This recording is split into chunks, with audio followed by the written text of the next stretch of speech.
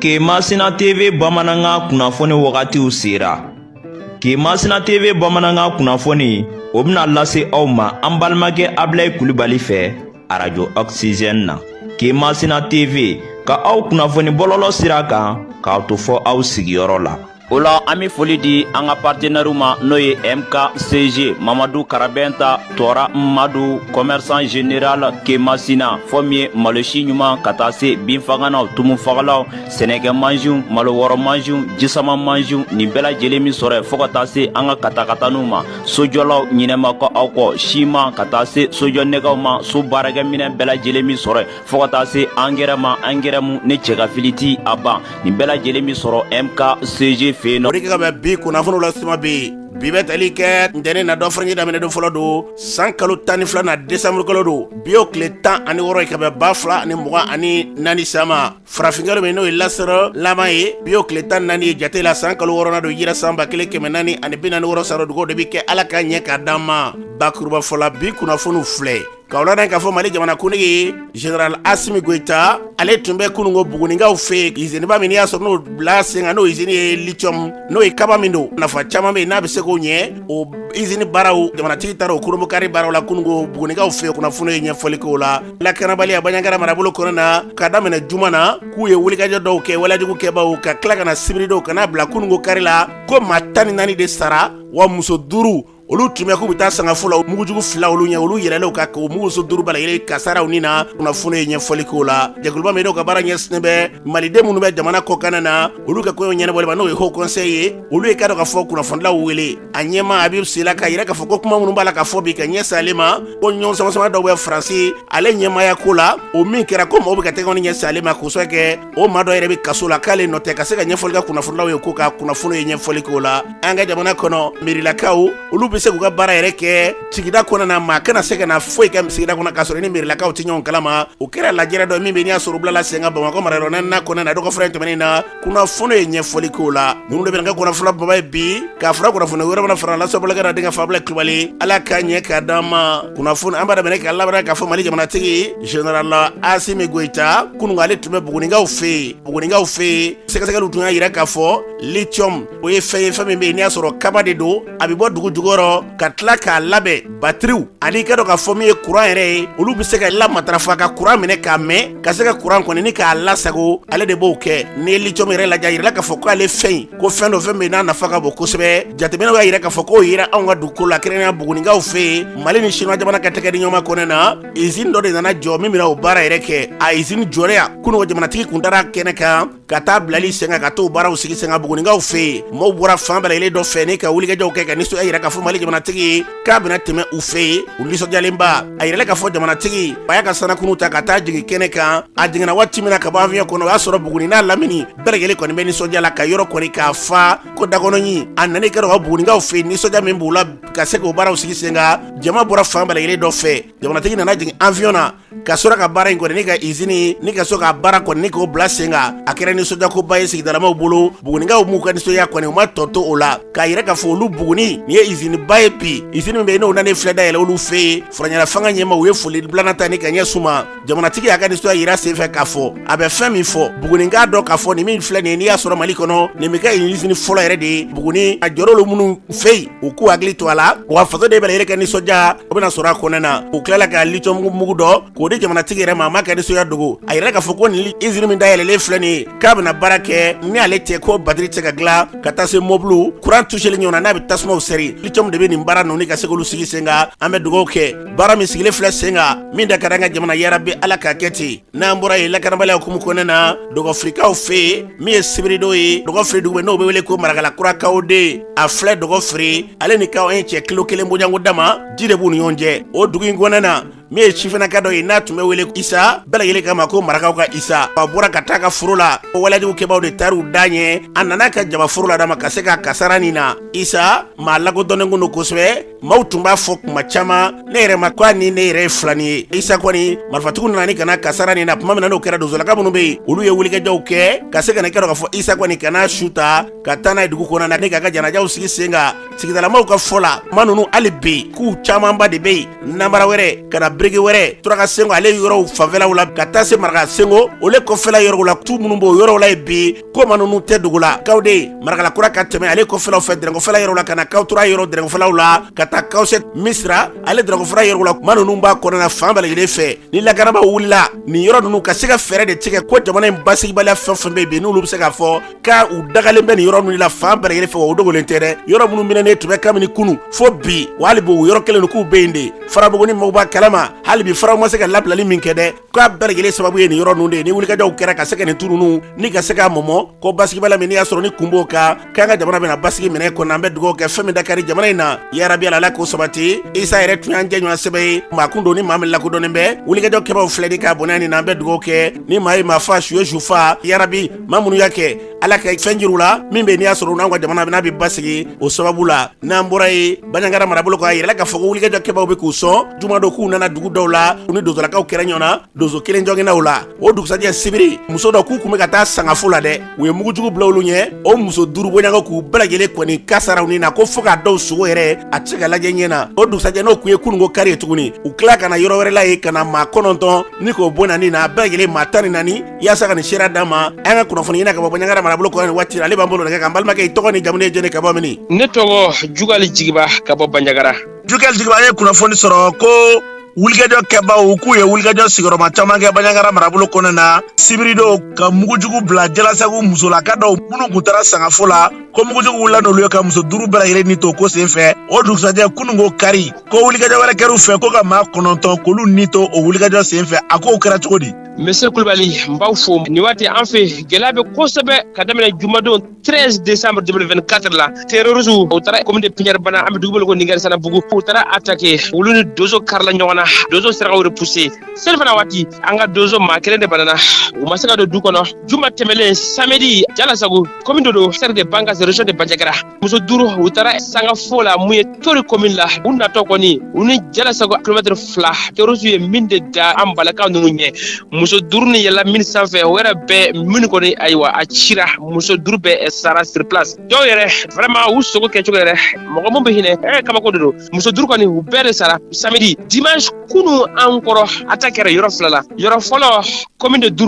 Duru ani Bayara kilomètre 15 an bɛ dugu ko Ijelda terroristes u taara Ijelda jeni 2h du matin waati yani dozo ka wulikajɔ kɛ ka taa dozo taara François Kasogo a n'a ka cɛ don nka o y'a sɔrɔ dugu kɔnɔ jɛnna ka ban yan n'o cɛ fana an kun ye alerte kɛ k'a fɔ ko terroristes bɛ ka fara ɲɔgɔn kan nka o n'a ta bɛɛ terroristes taara Bonbane ani Ijelda man jan terroristes taara si Ijelda dugu soforokun la 2h du matin selen o ye dugu ni jeni ka ban pewu an b'o la 6h tuguni kunu an kɔrɔ toujours dimanche 15 décembre 2024 commune de Sege cercle de Bangas Sege duguba ye dɛ terroristes nana Sege attaquer an bɛ quartier minnu lo ko Tangulu ani Sɔnfunu ni bɛɛ Sege ani Sege man jan u nana Sege attaquer dozo minnu bɛ yen u y'u se kɛ an b'u fo o kana la civil maa 9 de baliw sɔrɔ terroristes u kun bɛ ka mugu ci ka don du kɔnɔ civil maa 9 de sara donc maa 9 cɛ fana mɔgɔ 7 Sege ka don mɔgɔ 2 Sɔnfunu ka don en tout mɔgɔ 9 mɔgɔ caman fana de banana maire ka mobile jɛnna u ka dɔgɔtɔrɔso mun bɛ CRSF o dɔgɔtɔrɔso fana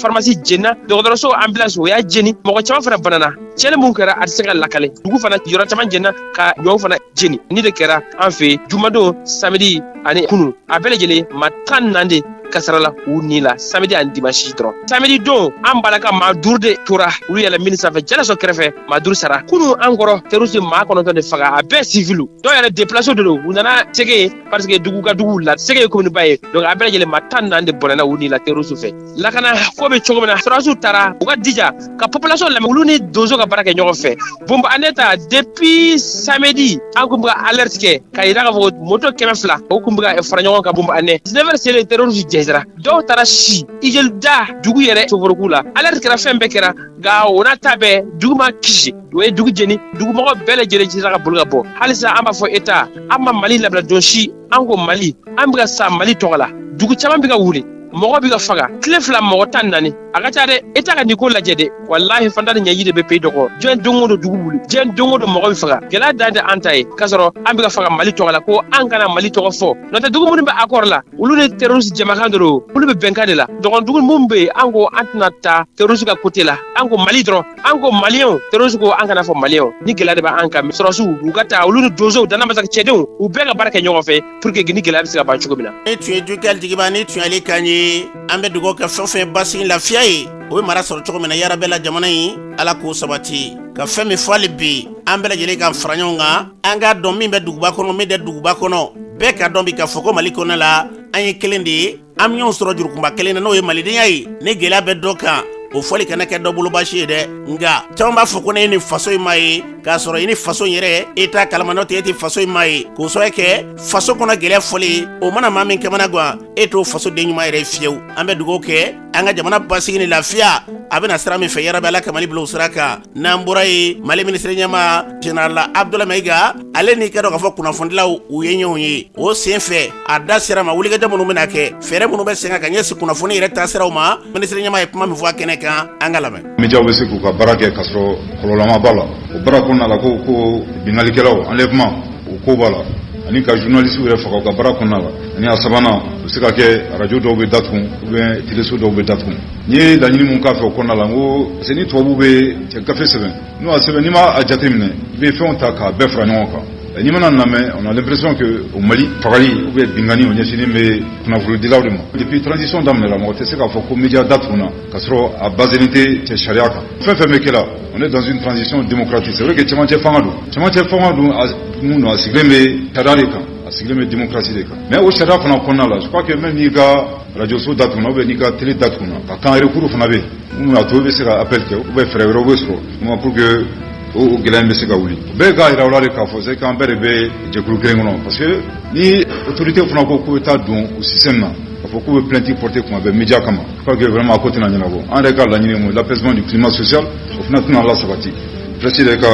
musaka ko fanfɛla ye o kɔni vraiment an b'an bolo di ɲɔgɔn ma an se fɛn fɛn pour que presse bɛ se ka musaka sɔrɔ musaka min b'a to vraiment presse fana bɛ développer. ni tun ye Mali minisiri ɲɛma ni tun y'ale kan ye Général Abdoulaye Mayiga kuma tɛ dɔ de kunnafonidilaw ɲɛmaw ye laɲini minnu kɛ gɛlɛya minnu b'u kan wulikajɔ minnu kan ka kɛ fanga fɛ a da ser'olu ma an bɛ dugawu kɛ fɛn min da kɛra jamana yarabi ala k'o sabati n'an bɔra ye an ka Mali jamana olu ye lajɛrɛ n'i y'a sɔrɔ ni ka se ka kunnafoni kɛrɛnkɛrɛnnen k'o di min bɛ n'i y'a sɔrɔ n'o kɛra k'a fɔ sibiri don bataki in kɔnɔna na k'u bɛ fɛn min fɔ CEDEAO jamanaw tiɲɛ don an tɛ CEDEAO kɔnɔna na an bɛ AES de la nka CEDEAO jamanaw k'a fɔ ko an bɛna gɛlɛya ta ni ka ɲɛ suma jamana donni n'a bɔli gɛlɛya ko Mali tɛna o kɛ Mali bɛ fɛn min fɔ dayɛlɛlen bɛ CEDEAO jamanaw bɛɛ lajɛlen u bɛ se ka don an ka jamana kɔnɔ na sɛbɛn tɛna don u ni an cɛ wa gɛlɛya wɛrɛ tɛna ta nka u bɛ tila ka fɛn min fɔ ni maa ye kɔrɔfɔta walima ka waleya ta ka ɲɛsin an ka jamana ma min bɛ yen n'i y'a sɔrɔ n'o bɛ dankari jamana taabolo la ko jamana bɛ wulikajɔw kɛ cogo bɛɛ lajɛlen kan fɛɛrɛ minnu kan ka tigɛ sen kan o la ko ka se k'o bila sen kan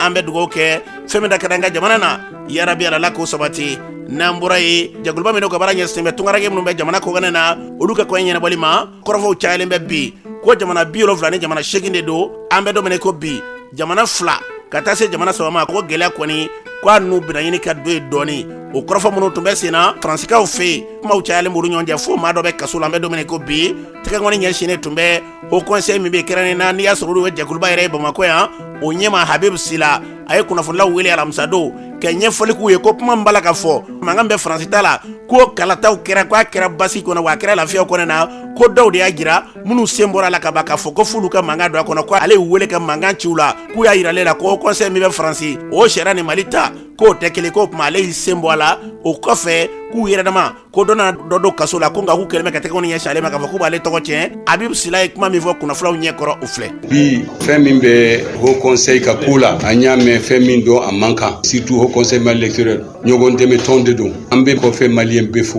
u n'u ka jɔyɔrɔ hali souvent gouvernement kan ka jɔ minnu na u bɛ jɔ o jɔyɔrɔ la an b'u fo parce que u bɛ wali jamanaw na u ka kɛcogow y'a kɛ maliyɛnw bɛ bonya sɔrɔ o jamana kɔnɔna na an b'u fo k'u waliɲuman dɔn haut conseil ye tɔn de tɔn min maa si ma force ka don a kɔnɔ mais tɔn n'a kɛra wajibi sariya dɔ bɛ don a la sariyaw fana n'a ma appliquer a bɛ na ni degun ye jɛ tɛ se ka ɲɛ cogoya si la ni tiɲɛ ma fɔ n'i y'a mɛn ko sariya bato o ye textes de an ka textes fɛn dɔ b'a la on est obligé a ka appliquer an ka soma dan baro yi tigra min kan o ye an ka jekulu fila Haut Conseil des Maliens jamana 78 do ko weddo nana ya 3 jours sinon 77 tundo jamana fila min ye kuma wuli fila parce que do fana be en gestation a fora ko ne de sababu ye ka Malion bla nyogo na France nkalonde do Haut Conseil président Habib Sila ma deli ka Malien si convoqué tribunal la mogo dama ko ni Haut Conseil convoqué tribunal la ala barka la amatanye puisque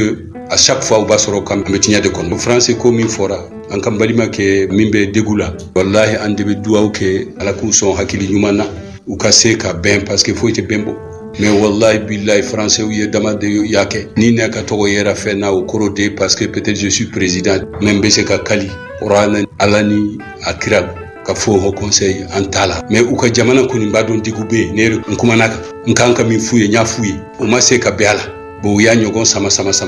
ako sera fo sariala hari sisa ma jonem ka fo Haut Conseil siège hari sisa demba ka mogo manaya présidente dalla ka mogo manaya mogo sifana tese ka fo neni mogo be nyogon fe ne ka deme nyesi mogo ma pour que ka ke président ou ka bo président yala parce que munum be combat la ulu be ou kera président ye kaneto président la min ben toro dron ulu kera président tuma mina ne de o saria ne de anyemoy ado fana munum perdira ulu fana dikura mais kele make woyo make ni yayi ko yi doni kanogo ma munum be kuma na akola ou be président sortant ou be fana ma kuma kanjugu sifo Haut Conseil ni Habib Sila ma fo 600 comme do batira do maçon yere ka présenter do gagnena do perdira ulu de wula sa o perdi ni fen yu blaneka mais ala fana be ka critiquer wallahi billahi tallahi ou tesi ka papier beau ka prévu beau ka fo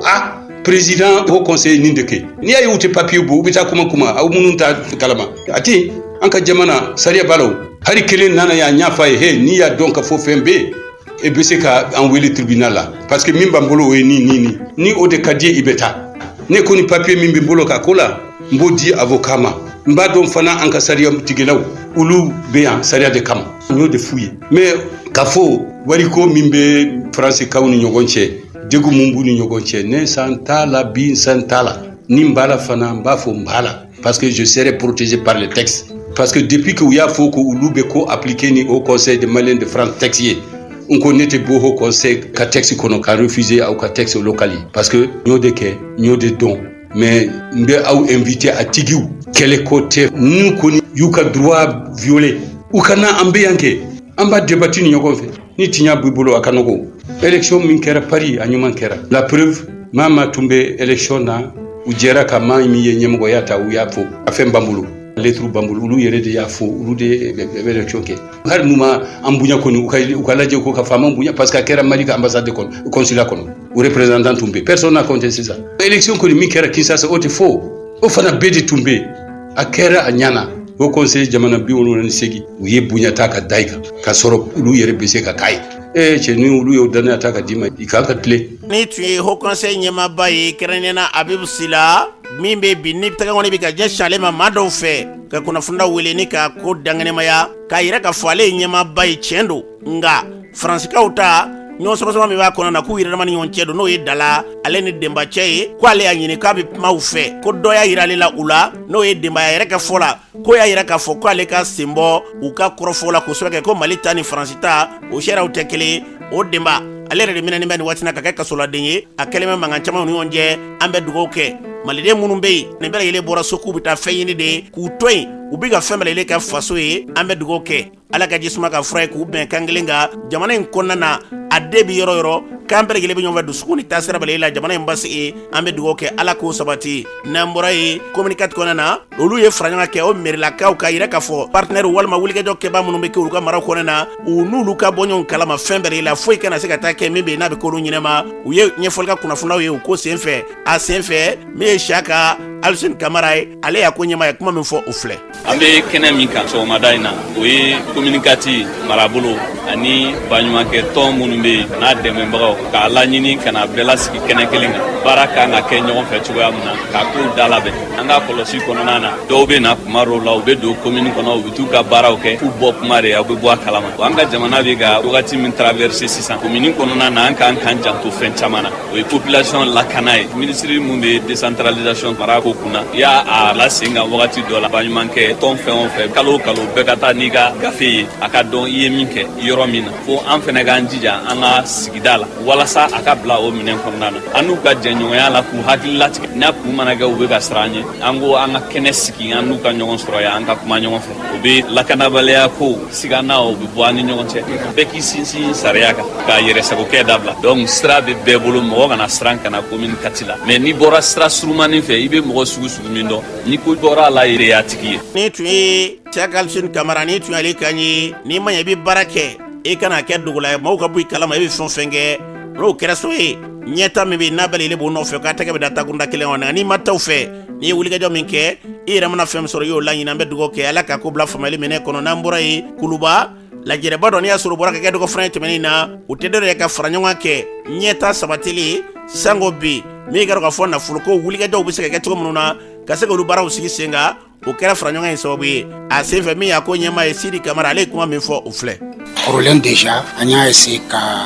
comité d'orientation min ka baara bɛ yen bi o ka baara taabolo sigi sen kan u b'a fɔ ko règlement intérieur sariya minnu b'a jira kan ka baara kɛ cogo min na o kɛra bon n'o bɔra yen an seginna ka ninnu ka comité secrétariat exécutif baara minnu ka kan kɛ san 2024 ani 2025 o baaraw boloda an ka bɛn o la an seginna ka musaka minnu bɛ bɛn olu ma n'a fɔra ko budget an y'olu fana sigi sen kan an ɲɛfɔ ka bɛn k'o la bon maintenant baara tɔ o ye sisan o budget o bɛ lawaleya cogo di sanni minnu ka kan ka k'a la dépense minnu ka kan ka k'a la olu bɛ sariya dɔ de kɔnɔ donc o sariya ka kan ka labato o b'a fɔ min ma ko plan de passation de marché o y'o ye donc en même temps mɔgɔw minnu bɛ baara la a bɛɛ tɛ mɔgɔ kɔrɔ ye mɔgɔ kɔrɔw b'a la donc baara kɛcogo o ɲɛ yira mɔgɔw la donc o fana bolo dara a bɛ fɔ min ma ko renforcement de capacité formation donc o plan de formation an bɛ na o de fana kɛ bon a n'o bɔra yen fana bon baara tɔw bɛ yen comme le plan de communication o y'aw yɛrɛ ka fɛn ye min b'a jira k'a fɔ baara fɛn fɛn bɛ kan ka kɛ an yɛrɛ ka kan ka kunnafoni dɔ fɔ a la ka kunnafoni di mɔgɔw ma an yɛrɛ ka kunnafoni a la donc o tɛ ɲa ni kunnafoni dilaw tɛ o bɛ boloda cogo min na donc an b'o fana baara kɛ bi donc ninnu saba o baaraw bɛ kɛ bi plan de passation de marché plan de formation plan de communication musaka bɛɛ dalajɛlen a bɛ miliyari 1 ni miliyɔn 800 ɲɔgɔnna bɔ mais o fana détail de bɛ yen olu fana a bɛɛ n'a détail bɛɛ minnu ye ka yɔrɔw labɛn ka sanniw kɛ ka mɔgɔw former olu bɛɛ b'a la ani communication min n'an b'a kuma la donc o bɛɛ b'o la o de ye budget fɔlɔ ye. ni tun ye Sidi Kamara ni tun y'ale kan ye u ka fara ɲɔgɔn in kɔnɔ na baara boloda camanba bɛ jamana in kɔnɔ na ni maaw bɛ ɲɔgɔn sɔrɔ minnu siraw kan ka se k'u fara ɲɔgɔn kan wulikajɔw bɛna kɛ cogo minnu na a ɲɛta sabatili n'a nafolo ko n'a sariya ko olu bɛɛ lajɛlen sigi k'u ye an bɛ dugawu kɛ ala k'a tila u ni k'u yakubaya n'an bɔra ye kerecɛnw ka jɛkuluba dɔ bɛ yen n'o bɛ dɛmɛ kɛ ka ɲɛsin dɛsɛbaatɔw ma fɔcogo la santé pour Christ olu ka fara ɲɔgɔn kan campus pour Christ u ni jɛkuluba bɛ ne wele ko association sigida yele ka fara ɲɔgɔn kɛ ni ka se k'u tɛgɛ di ɲɔgɔn ma kɛ dɛmɛɲɔgɔnyaba o taara k'o di Baginda marabolo kɔnɔna na n'o kɛra kɔkunkaw fɛ min bɛ yen n'i y'a sɔrɔ o kɛra sebiri don 10 hakɛ o de donna lujuratɔw ka nɛgɛsow an'u bɛ taama ni bere minnu ye ka taa se kayew lakɔliden minɛnw lakɔliden 600 olu bɛɛ lajɛlen y'u dɔ sɔrɔ o la fo ka taa bila dɔgɔtɔrɔso o dɛmɛ ni minɛnw nin bɛɛ lajɛlen dɔ tun b'a la ka taa se dumuniw ni basiw ma nin bɛɛ lajɛlen tun b'a la a dili kɛnɛ ka kɛra nisɔndiyakoba ye baɲumankɛ minnu kɛra so ye ni ka se ka ko yɛrɛ sigi sen kan an ye ɲininkali k'olu la o maa dɔ bɛ yen ale ye kuma min fɔ an ka lamɛn. Silas Jara, directeur national de Campus au Christ. An nana ni dɛmɛ dɔw ye walisa ka a tilan an b'a dɔn ko mɔgɔ dɔw bɛ yen nɔ u bɛ sɛgɛn la mɔgɔ dɔw bɛ yen nɔ u bɛ ɲɛni la o de kosɔn an nana walisa ka dɛmɛ di u ma u ka se ka bɔ tɔɔrɔ la dɛmɛ ni fɛn caman b'a kɔnɔ basiw b'a la finiw b'a la balon b'a la namaradenw ka siègew b'a la ani dumuni caman ka mɔgɔw dɛmɛ walisa u ka se ka bɔ gɛlɛya la dɛmɛbaga dɔw bila an ɲɛ ma an ɲɛ bɛ sigida yelen la an b'a dɔn olu ye maa ye u tilennen don u hakili sigilen don u ka tanfan miiri ka ɲi ni an ye mɔgɔ sɔrɔ minnu bɛ da yɛlɛ anw ye an bɛ tugu olu kɔ walisa ka dɛmɛ kɛ 10,000,000 sefa wari la a b'o ɲɔgɔnna bɔ. Ni tun ye Silas Jara ni tun ale kan ye Campus pour Christ ale y'o ɲɛma ye olu de fara ɲɔgɔn ni ka se ka na dɛmɛ ɲini ka se k'a di sigida yɛlɛ min bɛ n'i y'a sɔn n'o ka wulikajɔ fɛ n'o y'a kɛra u n'o ka tɛgɛdi ɲɔgɔnma kɔnɔna na walasa nin jɛɲɔgɔnya in a bɛ se ka sabati ni kɔkunkaw sɔnni ye nin dɛmɛba in na sigida yɛlɛ ɲɛmaba ale yɛrɛ kuma min fɔ an ka lamɛn. Ne ye Abdou Kulubali ye ne ye sigida yɛlɛ ɲɛma ye Mali kɔnɔ an bɛ nisɔndiya kɛnɛ de kan ko kun ya bi aw yɛrɛ ɲɛ bɛ fɛn caman na kɛnɛ kɔnɔ yan fɛn minnu bɛ mɔgɔ misi ka ji si ɲɛ kan ka sanga ni sigida yeli ni jɛkuluba dɔ bɛ diɲɛ kɔnɔ ni amerikɛnw ka jɛkulu don n'a bɛ fɔ ma ko association santé pour Christ jɛkuluba dɔ don u ka baara tɛ dɔwɛrɛ ye ka dɛmɛ lase mɔgɔw ma maa minnu mago b'a la o kɔnɔna na an ni u ye tɛgɛdiɲɔgɔn baara daminɛ an ye wele bila u ma ka fɔ u k'an ka dugu magɛ Baginda dugu min n'a bɛ fɔ ma ko Kɔkun an ye o kɛ dugu fɔlɔ ye ka se ka dɛmɛ lase olu ma cogo min na a yɛrɛ ɲɛ b'a la kɛnɛ kɔnɔ fɛn caman bɛ kɛnɛ nin kɔnɔ namarɔninw ka wotoro b'a la namarɔninw ka berew b'a la denmisɛnninw ka lakɔliminɛnw b'a la balon b'a la dɔgɔtɔrɔminɛnw b'a la fɛn caman ni adamaden yɛrɛ mago bɛ se ka jɔ a la ka ɲɛnamaya kɔnɔ u nana n'a bɛɛ ye an ka se k'a di an balima Kɔkunko ma an bɛ o kɛnɛ de kɔnɔ Kɔkun yan bi a ye nisɔndiya kosɛbɛ nin y'a yira an na k'a fɔ ja ko filɛbaga wɛrɛ bɛ anw na mun tɛ hali maliyɛnw yɛrɛ fana gansan ninnu ye tɔn ye tɔn minnu bɛ diɲɛ jamana 190 nin kɔnɔ u bɛ baara kɛ bɛɛ de kɔnɔ ka na Mali kɔnɔ ka na fɔ ko u ka sugandita bɛnna anw ma ko k'a da kan ko an tilelen don o kuma in a ye an wasa a bɛ an walawala an ka baara kɔnɔ don n'a nataw la nin b'a yira anw na k'a fɔ halisa an ka dɔ fara cɛsiri kan halisa an ka dɔ fara an ka danna walew kan an ka jamana kɔnɔ. Ni tun ye sigida yɛlɛ ɲɛmaaba kan ye Abdou Kulubali kɛnɛ in kan minisiri min ka baara ɲɛsinnen bɛ diinɛ ko ni bato ko ni an ka laada kɔrɔw olu timɛni ma o minisiriso tɔgɔ la ale ka mɔgɔbɔ min tun bɛ kɛnɛ kan Jacques Kulubali o yɛrɛ kuma min fɔ o filɛ. Ne tɔgɔ ye Jacques Kulubali conseil technique au ministère des affaires religieuses sécurité des coutumes n ye dɛmɛ minnu ye tiɲɛna nisɔndiyalen bɛ dɛmɛw don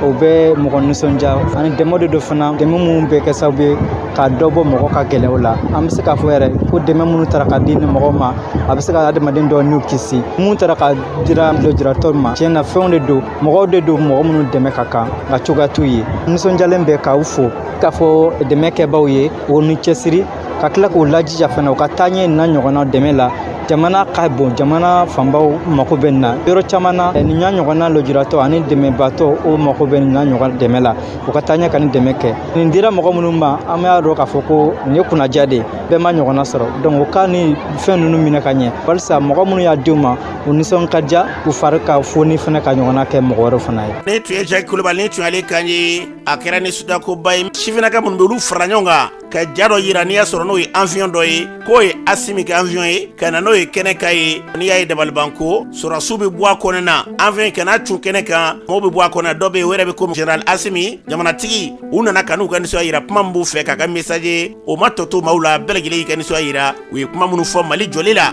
ani Mali tali ɲɛ na nin ko in kɛra nisɔndiyakoba an bɛ dugawu kɛ kuma minnu fɔra kɛnɛ kan jamana in basigi la Ala ka sabati minnu ye dɛmɛ sɔrɔ yarabi Ala Ala ka nin dɛmɛ Ala k'a k'u nafa sɔrɔ fɛn sigida yɛlɛ min ye nin hakilasigi se ka ne k'a bolo meleke association santé pour Christ ka se ka tɛgɛ d'olu ma u ka nin jɛkulu in an bɛ dugawu kɛ Ala k'a ɲɔnɛ caya Mali yɔrɔ wɛrɛ la min tɛ nin ye n'an bɔra ye sirakɔrɔ nɛgɛdannakaw fɛ yen u ka alimami bɛ yen n'i y'a sɔrɔ u bɛ tali kɛ Muhamɛd Tarawele n'ale Matum alimami denkɛ ye u ye faraɲɔgɔnba dɔ kɛ o kɛra sibiri dɔ wulada fɛ maaw bɔra fan bɛɛ dɔ fɛ an ka Mali kɔnɔ na ka na y'a kɛnɛ kan lajɛrɛ in kalanbulon min n'o ye Fatumata Zara u n'a tɔgɔ dalen b'o la ka nisɔndiyaba kɛ ka mawuludiw kɛ a kɔnɔna na ka dugawu kɛrɛnlenw ta jamana in basigi ni jamana in a kolosuma na a kɛnɛ kan min musolaka ninnu yɛrɛ o maa dɔw y'u ka sira de u ye kuma minnu fɔ o filɛ. Ne tɔgɔ ye Kadijatu Sanɔgɔ ne bɛ wele Aya kalanbulon kɔnɔna na Fatumata Zara kalanyɔrɔ an bɛ kalan de kɛ an bɛ mawuludu kɛnɛ de kan Muhamadu Tarawele ka kalanbulon maa o maa sigiyɔrɔ bɛnna sirakɔrɔla ma a bɛ kunna ka sanu sɔrɔ u ɲɛko ji de la anw ka walanda a bɛ fɔ an ye dɔgɔkun kɔnɔ siɲɛ 4 wa sani kunnawolo de don o ye kelen ye anw karamɔgɔ ye hali dɔrɔmɛ 1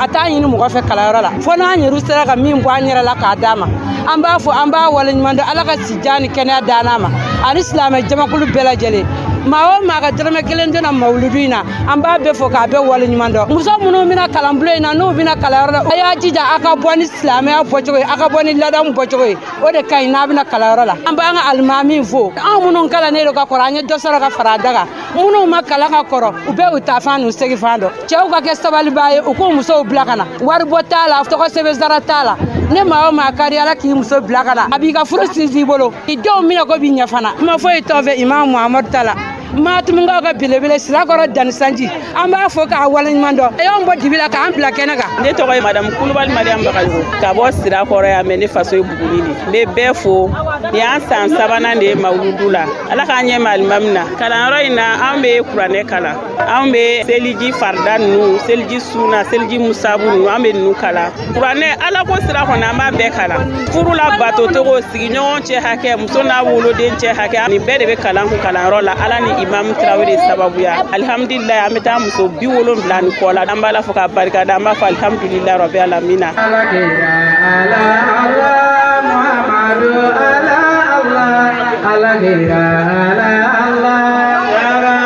ni tun ye maa dɔw kan ye kɛnɛ in kan kalanden minnu bɛ ni kalan bɛ d'olu yɛrɛ ma a bonya n'a karama min ye Seku Sala ye ale mɔdenkɛ tun bɛ kɛnɛ kan ka fara sirifu kun kɛlen bɛ ka kɛnɛ fa jamaba de tun bɛ yen a kɛnɛ kan alimami yɛrɛ a yɛrɛ ye kuma min fɔ an ka yɛrɛ lamɛn. Ne ye Al-Imam Mohamed Traoré Matuma alimami den ti ala in sigiyɔrɔ bɛ Bamakɔ sirakɔrɔ nɛgɛtana ka bɛn misiri fana ma min bɛ wele mosquée Anbaga an nisɔn ka di bi kɛnɛ kɔnɔna na kosɛbɛ ka sabu kɛ muso ka mawuludu n'o ye Kalamlo Fatimatu Zahra ye ale kuncɛla bi wulada in na ɲinan ye tako 3nan de an ka karamɔgɔba caman yɛrɛ kɛnɛ kɔnɔ alimamuw na dugutigiw la mɛriw la ka na se sigida ɲɛma bɛɛ lajɛlen min ni min kɛra mawuludu in kɔnɔna na sɔgɔmada baara an ye ale dayɛlɛ ni kuranɛ kalan ye k'a dayɛlɛ ni sɔli ye kira Muhamadu kan n'o ye dalayilu ye o kɔfɛ ka na wajuli kɛnɛ sigi wajuli kɛnɛ min karamɔgɔ caman yɛrɛ la alimamuw na ani sigiɲɔgɔn karamɔgɔw la ka bɔ sigida yɔrɔ wɛrɛw la ka wajuli kɛ ani zikiriw zigidara caman yɛrɛ kɛnɛ in kɔnɔ teleso ani arajo so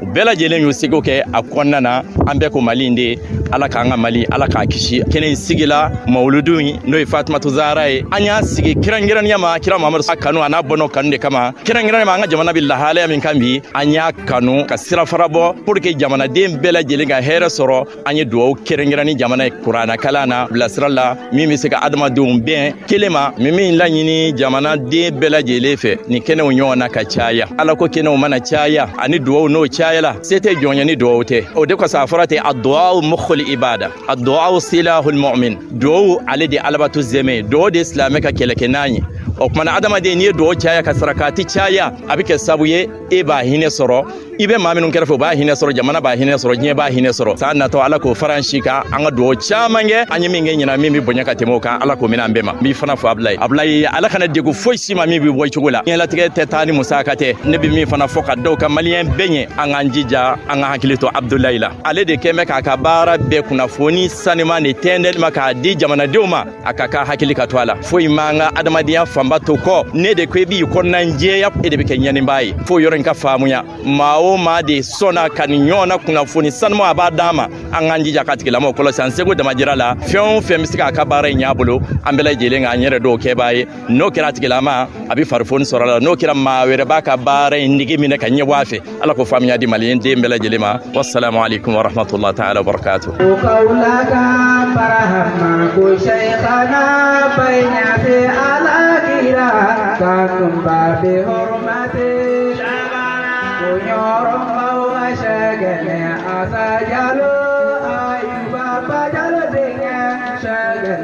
ni tun ye alimami Mohamed Traoré ni tun y'ale kan ye kɛnɛ in kɛra kɛnɛ ye kɛnɛ min n'i y'a sɔrɔ maaw tun bɛ fan bɛɛ dɔ fɛ ka dugawu kɛ jamana in basigi ni jamana in lakana o kɛra i ka dɔgɔ dugawu kɛrɛnkɛrɛnnenya kɔnɔna na min radio baarakɛlaw ni télévision so baarakɛlaw camanba tun bɛ kɛnɛ kan a ye foli ta ni ka ɲɛsin nin bɛɛ lajɛlen ma nisɔndiyala an bɛ dugawu kɛ dugawu fɛn fɛn kɛra kɔnɔna na yarabi ala k'a bɛɛ lajɛlen minɛ kɔnɔnajɛya min bɛ alimami n'a kɛlen bɛ k'o ta ka ɲɛsin sigidala musow ma k'a f'u bɛɛ ka na a ka sigi u kala diinɛ na yarabi ala ka nin hakilila ye ni ka caya ni bɛɛ ye nin kɛ k'u fiyan walima ne tɛ n ka diinɛ taabolo dɔ bɛ ban pewu an bɛ dugawu kɛ ala ka nin ɲɔgɔnnaw caya n'an bɔra yen yirimajɔkaw fɛ yen musow tɔgɔla yɔrɔba min bɛ yen n'a tɛŋunen filɛ i ka dɔn k'a fɔ mairie yɛrɛ la o kɔnɔna na faraɲɔgɔnba dɔ kɛra jɛkuluba min n'u ka baara ɲɛsinbɛ denmisɛnninw k'u don karagɛlɛn walima k'u don baara kologɛlɛnw na ka se ka i ka dɔn fu siraw dan an ka jamana kɔnɔna na olu ka hakilila sigilen don sen kan a kɛnɛ kan Mohamed Sɛgɛmarakɛ tun bɛ kɛnɛ kan a ye ɲininkali kɛ yirimajɔ mairie o nɔnɔ bilalen tun bɛ maa min fɛ Tarawele Adama ale ma kɛ nisɔn dɔgɔ a ye kuma min fɔ Mohamed Sɛgɛmarakɛ kuma baara la u filɛ ne tɔgɔ Adama n jamu ye Tarawele bon alhamdulillah rabbil alamin ala ye n garijɛgɛ diya mairie la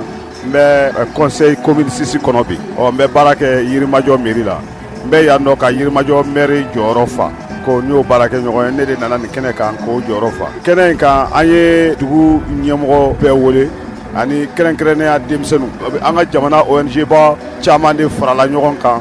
u bɛ ka jɛ ka projet dɔ piloter n'o ye denmisɛnninw ka lakana sabatili ye u ka baara joona o kɛlɛ ani n'a fɔra a ma fɔ denmisɛnninw kana baara kɛ mais ko denmisɛnninw kana bila baara la min bɛ u ka kalan bali ni u si ma se baara min ye donc denmisɛnninw lakanani ka denmisɛnnin ɲuman na bɛn bi k'a kɛ sini mɔgɔkɔrɔba ɲuman ye. ne tun ye Yirimajɔ maire ka nɔnabila Adama Traoré du ko a ma ko Adama Guinée ni tun y'ale kan ye kɛnɛ in kan ni siso ma ka jamana kɔnɔ ka baara ɲɛsinnen bɛ kɛrɛnnena muso ni du ni denbaya u ka kɔn ɲɛnabɔli jɛkulu min bɛ yen n'i y'a sɔrɔ o yɛrɛ ni o bɛ tɛgɛ di ɲɔgɔn ma n'o ka baara tɛ dɔ yɛrɛ ka se ka denmisɛnninw karagɛlɛwale min bɛ ta ka ɲɛ suma fangana baara sɔrɔ ka se ka o kɛlɛ o ka mɔgɔba min tun bɛ kɛnɛ kan Jalolakaw furumuso ale yɛrɛ kuma min fɔ kɛnɛ kan o filɛ. ne tɔgɔ ye Madame Diallo Awa Kudibali n bɛ cellule nationale de lutte contre le travail des enfants n'o bɛ se ka wele bamanankan na baara kologilin de ko don denmisɛnninw ka baara kologilin a kɛlɛyɔrɔ anw b'o kɛlɛ de kɛ parce que denmisɛnnin ka place o tɛ jagokɛyɔrɔ ye a ka place tɛ bɔlɔn kɔnɔna ye a ka place tɛ damanda ye a ka place tɛ kɔda ye a ka place tɛ bada ye a ka place ye école de ye awɔ denmisɛnninw ka hakɛ an y'a tɔgɔladonba n'o ye 20 novembre ye an y'a ɲɛnajɛba k'a la ɲamakoro yɛrɛ cité des enfants na k'a yira denmisɛnninw na k'u ni hakɛ ka kan n'o ye protection ye protection kɔnɔ kɛnɛya b'a la ka den don école la i y'a protéger ka den fɛɛrɛ bɔ i y'a protéger donc o